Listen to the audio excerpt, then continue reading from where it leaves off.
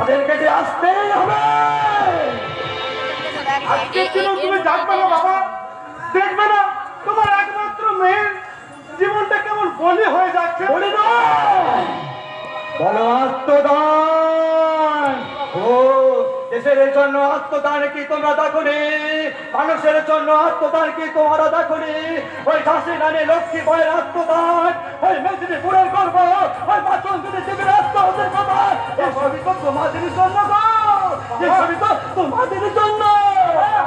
তো বিনিময়ে তোমরা কি দিয়েছো বাবা? যে বাঙালির রক্ত প্লাবনে রবেছে ভারতের স্বাধীনতা, সেই বাঙালির বংশধরেরা কেন ভাসে আছে অবকার সাথে? কেন তারা হয় পায় না স্বাধীনতা? ও ভারতের সন্তানের দল, 1947 সালের ভারতের সঙ্গে আজকের ভারতকে তোমরা মিলিয়ে দেখো কেমন শুরু হয়ে গেছে। সারা দেশে নারী নির্যাতন, পাশবিক অত্যাচার কেমন শুরু হয়ে গেছে। জাতি ভেদের লড়াই, ভাই ভাইয়ের রক্তে হাত রাঙাচ্ছে। স্বাধীন অখণ্ড ভারতবর্ষকে করতে চাইছে খণ্ড বিখণ্ড। এটাই তো 200 বছরের স্বাধীনতা সংগ্রামের যোগ্য পুরস্কার গো, যোগ্য পুরস্কার।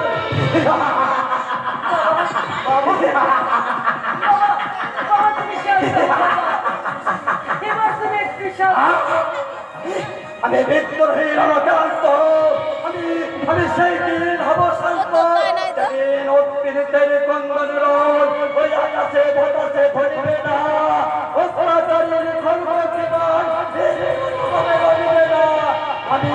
আমি সেই দিন হব শান্ত, আমি সেই দিন হব শান্ত।